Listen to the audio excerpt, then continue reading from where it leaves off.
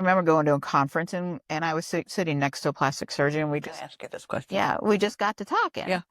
About how the different fillers work. And he was telling me that there was a very popular injector in his area that did a lot of Sculptra. And then years later, he would get the patients for a facelift. Mm-hmm. And he said those patients, he couldn't drape the skin as nicely. It was tougher. It was not as elastic. Hi, everybody out there in internet land. Welcome to Skin Deep with Dr. Amy Miller.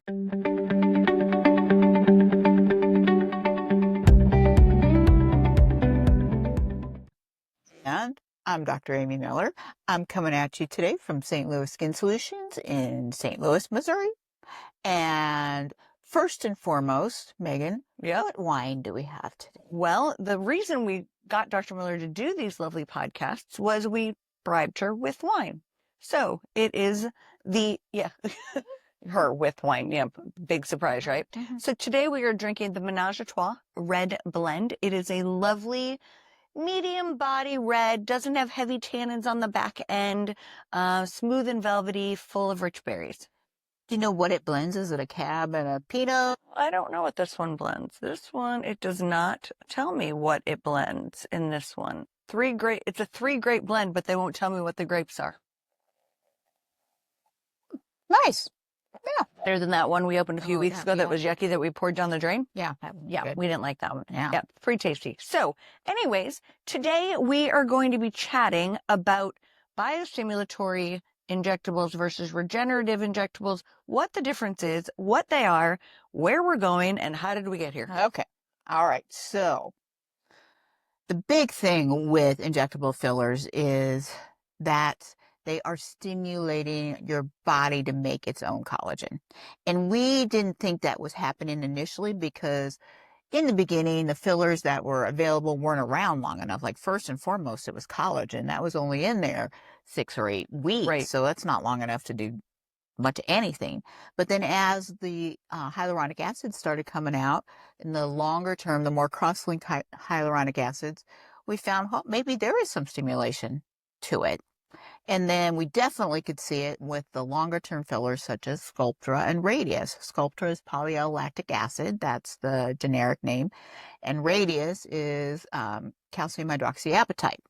So polyallactic acid is really a type of suture that's used in the OR for sewing people up. Mm-hmm. And it's ground into 2 little tiny microscopic little bits. And calcium hydroxyapatite is the same type of calcium that's in our bones. So it's something our body likes and knows and does not get angry at seeing, shall we say that. All right. So when we're talking biostimulation versus regeneration, what's the difference? And there's a big difference because a lot of the fillers will talk about how biostimulatory they are, right? So whenever you have any type of, well, in general, aesthetic procedure, we're stimulating the body's wound healing response to generate that collagen, generate the elastin. So that is considered biostimulatory because we're stimulating that reaction. So any of the longer term fillers can be considered biostimulatory. Okay. However, regeneration is a totally different beast. And adult mammals of any species don't regenerate our tissue very well.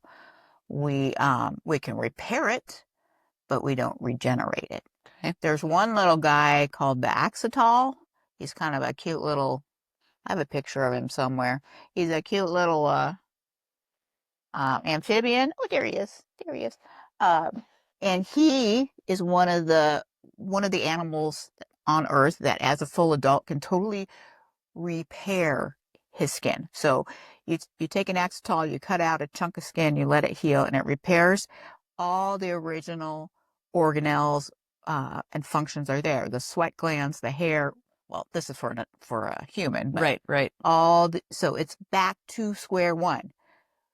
Fetuses can do this. So that's why in utero operations are result with a baby that doesn't have a scar. But we lose that somewhere along the way. Where we lose it, who knows? But by the time we're adults, we can't do that. Sure. So we are repairing. So when there is a wound, The body is just trying to get it closed up and healed. So it is making collagen, but it's got to get that collagen out quick, and it's got to be there to close that wound. So it's literally scar collagen that gets produced. It's not healthy, normal collagen. Reparative mechanisms cause healthy collagen to be generated. Okay. So is biostimulatory, for those of us that are not medical people, more reparative? Is a biostimulatory going to help with repairing the collagen or helping your body to know to produce the right kind of collagen? Right. It's going to repair. Biostimulatory, unless proven otherwise, is reparative, not regenerative. Okay.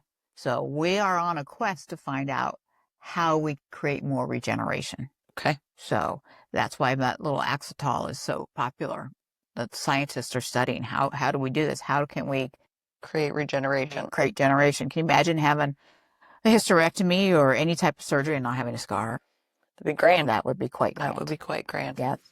Very interesting. So back in the day when HAs came out and they were kind of first on the market, it was said that they would just disappear into the world, into your body after 6, 9, 12 months. What are we learning now? Well, in some places, in some parts of the body, they do that. Mm-hmm. Some parts they don't. It depends on lymphatic flow and blood flow. If you have poor lymphatic draining, like the tear trough area, that filler can sit there a long time because the body's white blood cells can't get there. Right. So it can just sit there. That can happen with any of the fillers. If you have that happen, you want it to happen with a filler that resembles something your body already owns or knows about. Correct. So ideally, the least chemically changed hyaluronic acid or a calcium hydroxyapatite. So out of the three, an HA, the Radiesse, or the Sculptra, which of those, in your professional opinion, is going to give you the most biostimulatory, reparative, on the way to regenerative results in the best way for your body? So hands down, the winner for that is Radiesse, calcium hydroxyapatite. There's a multitude of reasons. First and foremost is the body knows what it is. Sure. It's calcium. The body is not angry when it gets injected. Polylactic acid, which is the Sculptra, is ground up suture. And when you look at it under the microscope, it has very jagged edges, whereas the Radiesse is nice and smooth. So that's one more irritating thing to the body. So when you inject that filler, the filler goes in the neutrophils, which are white blood cells. There are soldiers. They're patrolling. They're walking around patrolling. Okay, foreign body, what is this stuff? So if it's something more jagged and unusual, or of something that the body doesn't recognize, it's going to say, hey, monocytes, get over here. And monocytes are another type of white blood cell that engulf foreign bodies and basically digest them and destroy them. Okay, so it's going to call in those monocytes. Monocytes are going to try to digest it. It doesn't work. If it's too big a chunk of filler, or if it's something that's just not going to break down, the monocytes will kind of fuse together and become what's called a foreign body giant cell, and it surrounds the product. You're going to see this much more with a foreign body, jagged edges, more acidic properties than you are with calcium, and to a lesser extent, hyaluronic acids. So those giant foreign body cells fuse. They can't. It's still too big. The product is still too irritating. So the monocytes say, "Hey, we need more help. Call in the T lymphocytes." Okay, so the T lymphocytes then stimulate the inflammatory process, and you can go towards a pro-inflammatory reparative route, or those lymphocytes can go towards a more, it's still inflammatory, but regenerative route. And that's the key. How do we switch that lymphocyte to tell all the other soldiers and cells in the area to regenerate instead of repair. We don't know a lot about how that works and why that works. And if we could just find the key to that, that'd be amazing. However, we don't know right now. Got it. So, well, it's almost like that time when, remember, I broke my foot in 3 places and it ate all the radius. If you x-ray my foot, which they did again, you can't see the breaks anymore. Yeah. Your body loved that calcium and used it for your foot. Yep. Whereas if it's HA or polylactic acid, couldn't use it. Right. Huh? Yeah. So is anybody going to be allergic to radius? Well, you could be allergic to the carrier. In the U.S., we have carboxymethylcellulose as the carrier, which is just kind of a starch. It dissolves. It's just a way to get the calcium in there. I guess you could have an allergy to that, or some people have lidocaine allergies. There's lidocaine in the product. Right. But the calcium, no. This is what our bones are made out of. You will not be allergic to it. What about with the Sculptra, since it's that polylactic? If somebody's had a reaction to stitches or sutures, like as a kid, I had stitches in my hand and my body pushed the stitches out because it didn't like them, and they were catgut sutures, like back in the day, because I'm old. They were catgut sutures. So if you had some kind of reaction like that, could your body react negatively to Sculptra? Absolutely. Catgut is supposed to be absorbed naturally, so your body didn't want it. Nope. And some sutures just get pushed out because they're too superficial or whatever. Or they're meant to be pushed out. But catgut is usually used a little deeper because it's absorbable. So I'd avoid Sculptra. Yeah. Then I wanted to show this last picture, and it's a picture of reparative versus regenerative endpoints. And you see the filler in there, and you see that giant macrophage surrounding it. It can't eat it, so it calls in the fibroblasts to make collagen and to just tack it all down and tie it up in a neat package so this foreign body can escape and wreak havoc in the body. Whereas when it's a repair or a regenerative process, it blends in seamlessly with the skin. You have those lovely monocytes and neutrophils, but they're not alarmed. They're not calling the troops in. They're good. They're cashed. They're having a break. You get new vessel growth to nurture the area and bring nutrients in so collagen and elastin can be made. So those are your final host response or your final outcomes with your different fillers. And I see Radius just doing a better job. And this was brought home to me when I was a young whippersnapper, just starting in the aesthetic world 20 plus years ago, a long time ago. Yeah. And I remember going to a conference and I was sitting next to a plastic surgeon. We just ask you this question. Yeah, we just got to talking about about how the different fillers work, and he was telling me that there was a very popular injector in his area that did a lot of Sculptra, and then years later he would get the patients for a facelift. And he said those patients, he couldn't drape the skin as nicely. It was tougher. It was not as elastic. Whereas the patients that had the other fillers, the non-Sculptra fillers, he had much better results with. So he, at that point, had gone off Sculptra, so to speak. And I kind of followed his lead because when I get patients who've had it multiple times, you can tell when you're injecting, especially when you use a cannula. It's tougher to get through, cracklier. It's harder to get through. Now, does that happen all the time?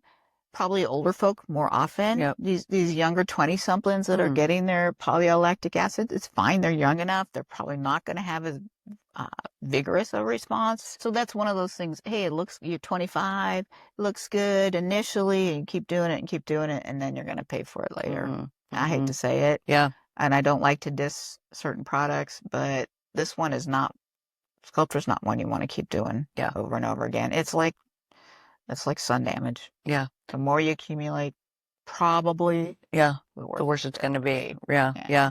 So there's a big buzz on social media about Sculptra. Yeah, I don't get that. I don't either. So, I mean, in our practice, I know what we would choose. We'll choose Radius 10 times over Sculptra. Mhm.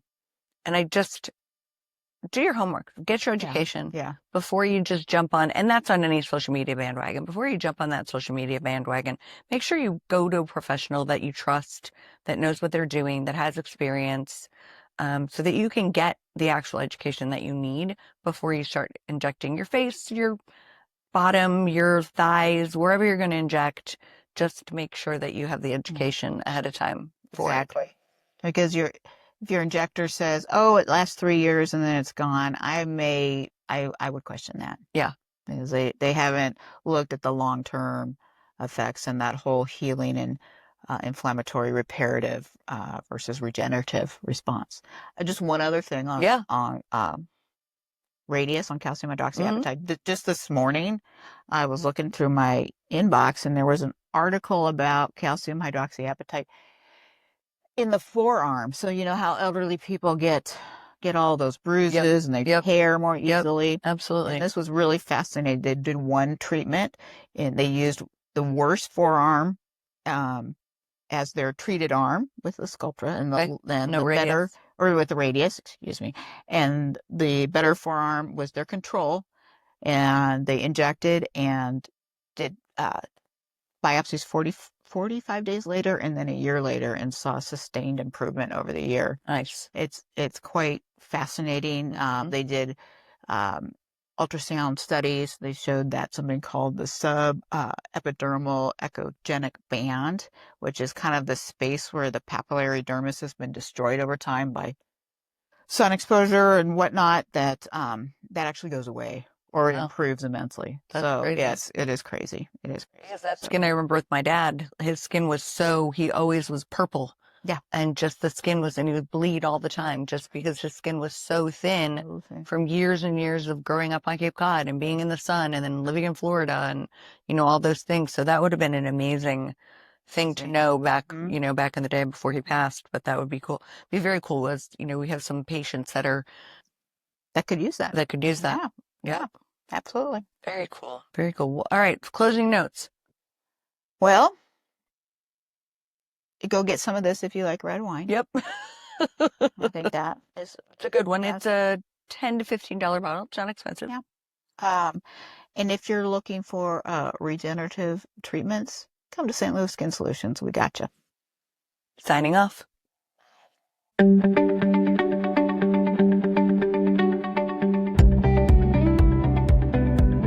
Cheers.